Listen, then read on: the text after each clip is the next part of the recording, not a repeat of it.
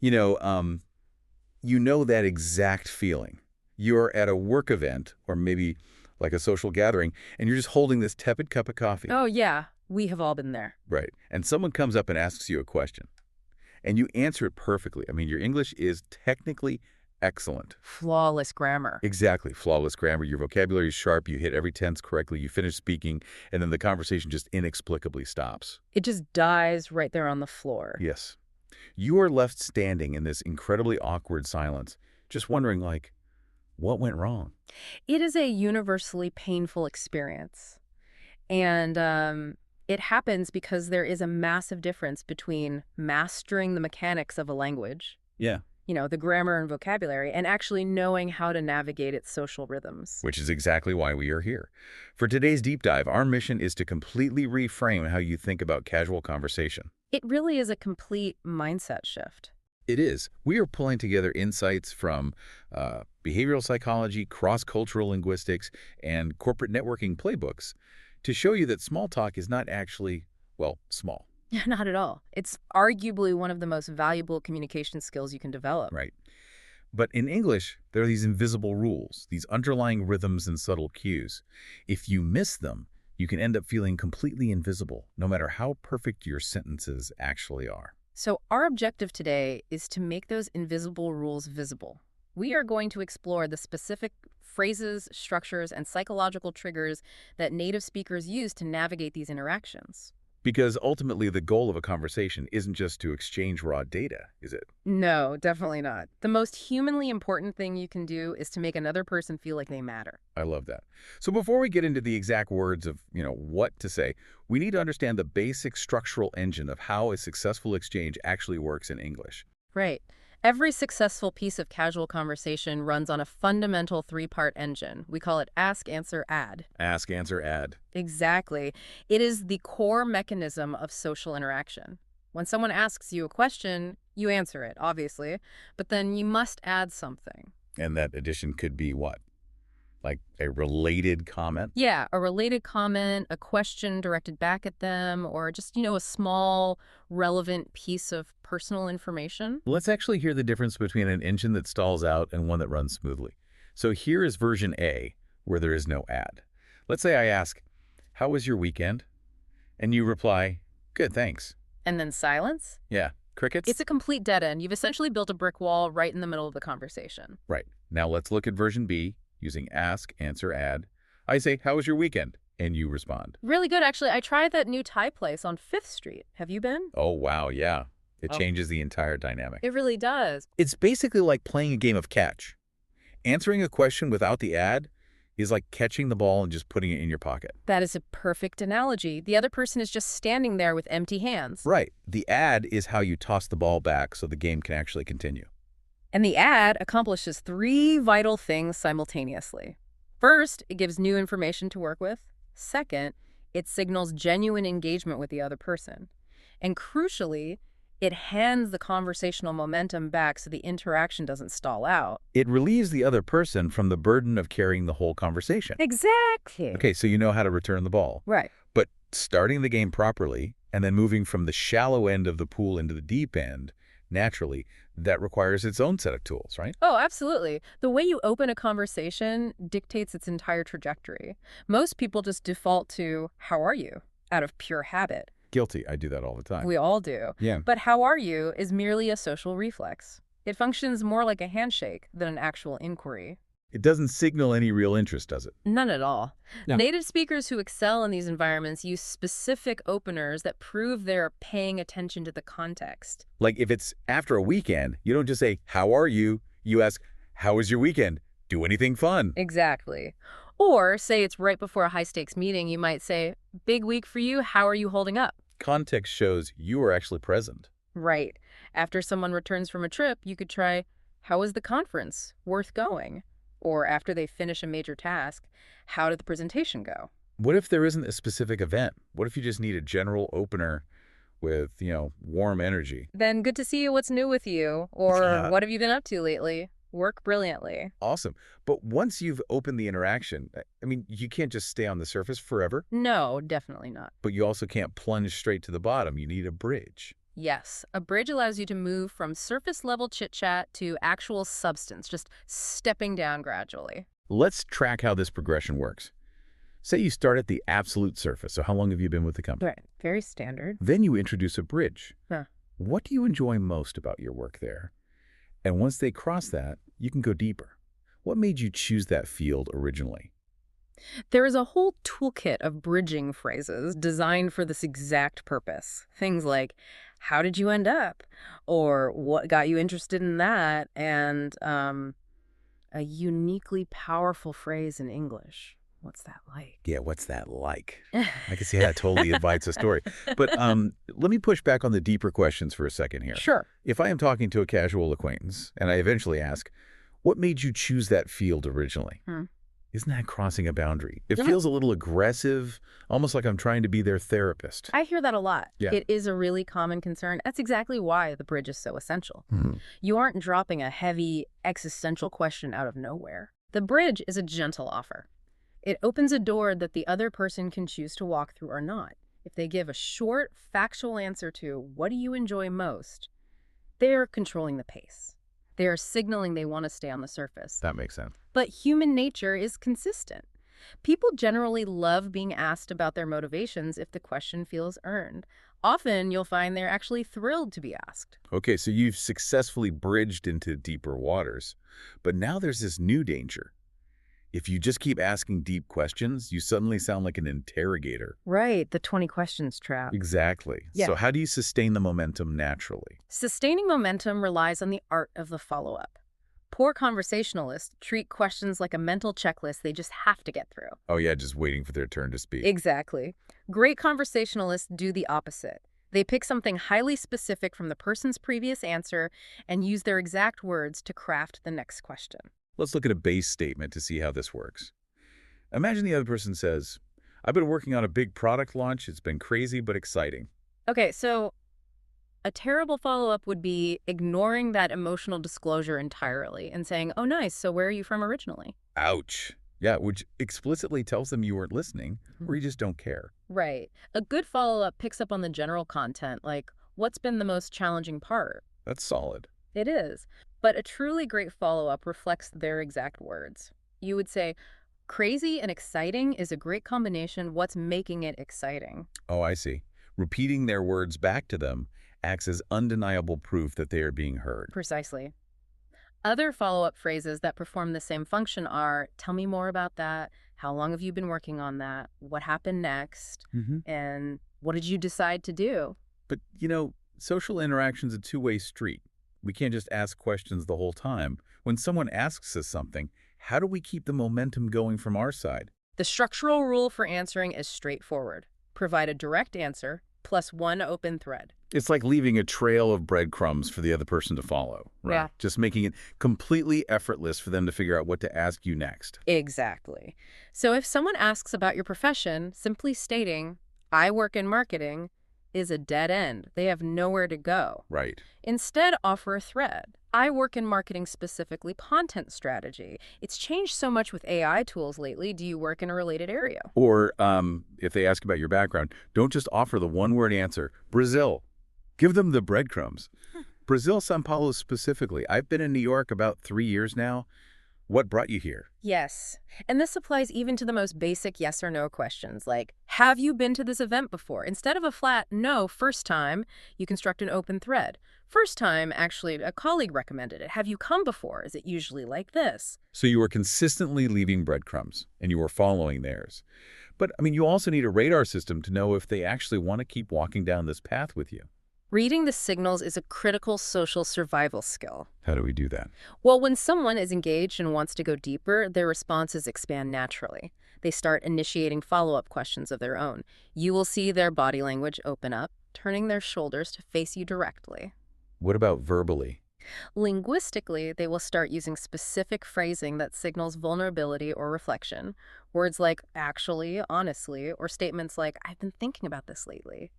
But if they are mentally done with the interaction, the wrap-up signals become very apparent, don't they? Oh, very. You get short, clipped answers, start glancing around the room. You'll notice a slight physical turn of the body angling away from you. And they rely on conclusion phrases like, anyway, Well, or yeah, so. The moment you detect those wrap-up signals, it is time to execute a graceful exit. You never want to hold someone hostage in a conversation. No one likes being trapped. So what do you say?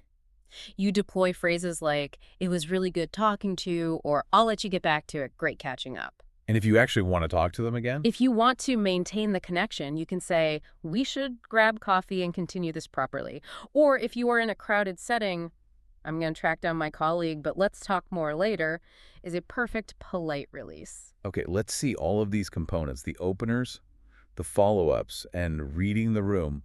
Let's see them come together in a real-world scenario with Emma. This is a great example. So Emma absolutely dreads networking.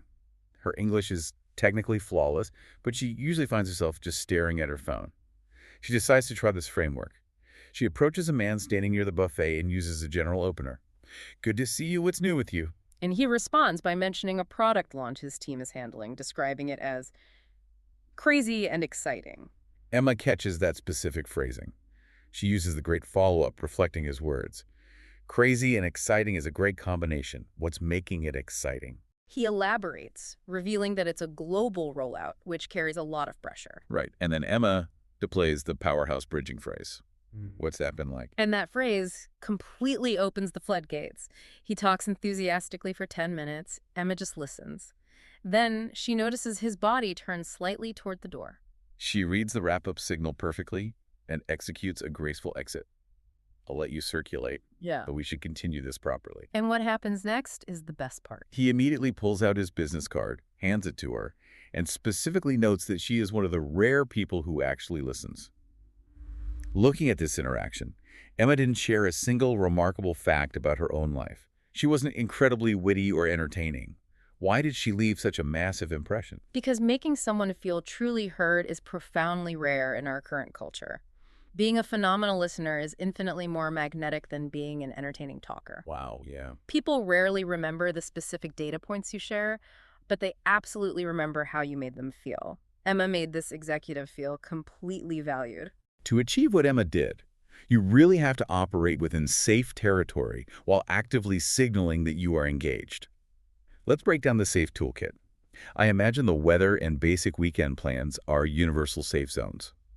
But are there topics that people think are safe, but actually aren't? Let's establish the reliable green lights first. The current situation is always safe. Have you been waiting long? Or, the venue is beautiful. That makes sense. Work and projects are standard. What are you working on? Recommendations are fantastic for generating energy. Watch anything good lately, or any book recommendations. Travel is generally positive. Traveled anywhere interesting recently. And of course, the staple, big plans for the weekend. Okay, and the red lights, the topics to avoid. Politics and religion are obvious landmines. Salary and money are highly taboo in casual English conversation. Right. Physical appearance should be entirely avoided beyond a very mild professional compliment, otherwise it feels deeply invasive. And personal relationship status should never be questioned unless the other person introduces it first. So you've selected a safe topic, the other person is sharing their story, and you are listening intently. Now, in some cultures, remaining completely silent while someone speaks is the ultimate sign of respect.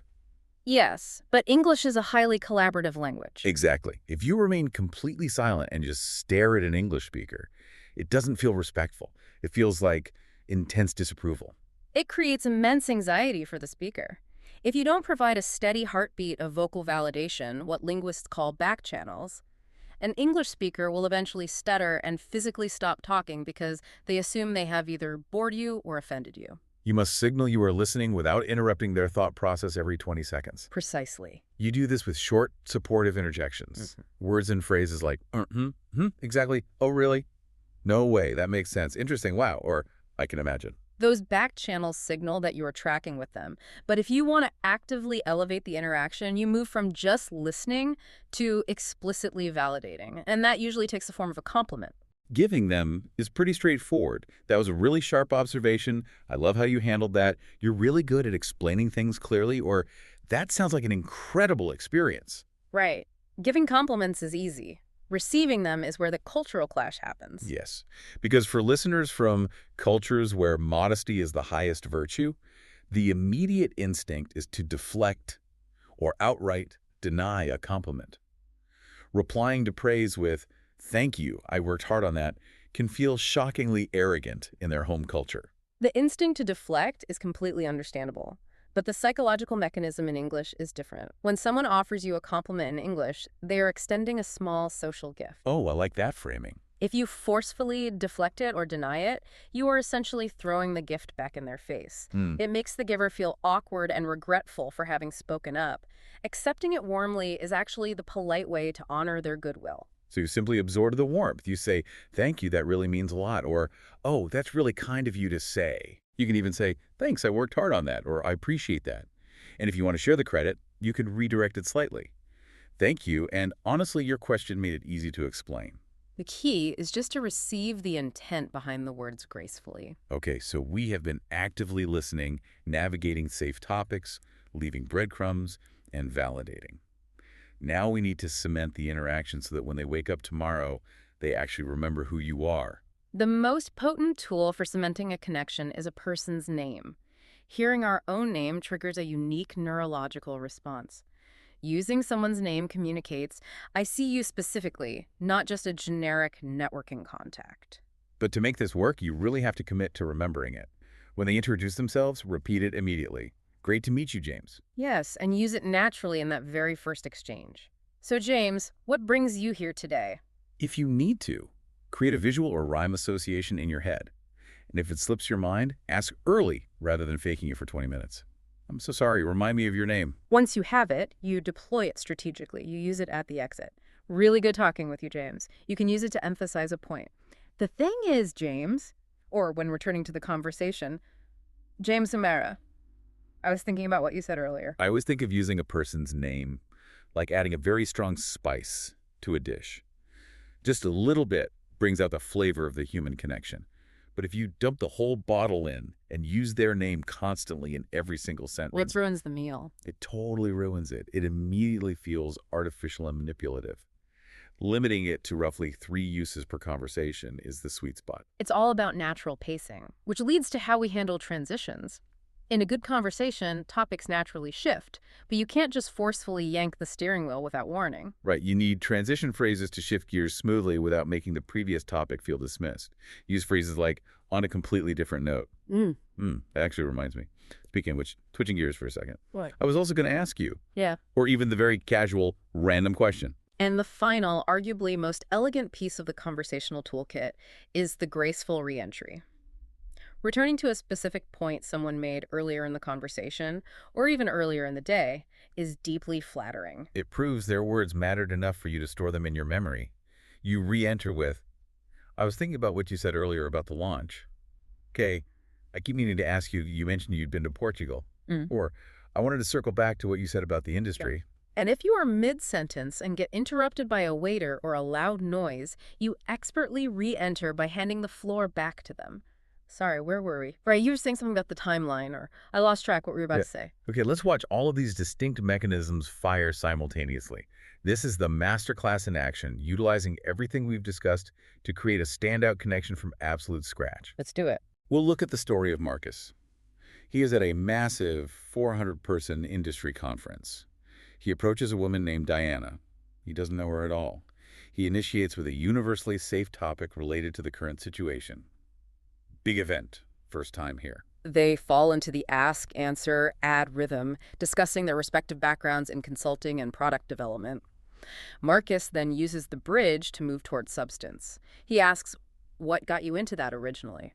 Diana reveals a slightly personal story. She had a notoriously bad manager early in her career that forced her to understand team dynamics. Marcus leaves a breadcrumb about his own work, mentioning it often feels like change management. Then he drops the power phrase. He looks at her and asks, what's that like being the person called in when things are broken? That specific, empathetic question causes Diana to open up entirely.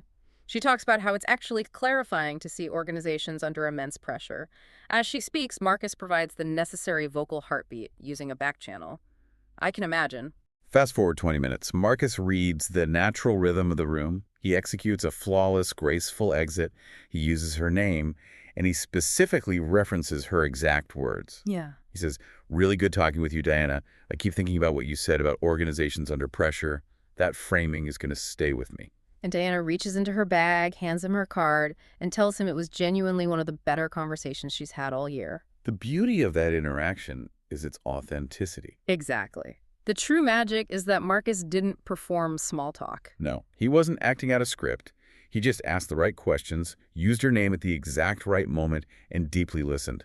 He made her feel completely seen in a room of 400 people. When you look at Marcus and Emma, you realize this isn't about memorizing a disjointed checklist of rules. I mean, if we recap the playbook, you've got ask, answer, add, specific openers, the bridge, follow-ups, threads, reading signals, safe topics, back channels, complements, names, transitions, and re-entry.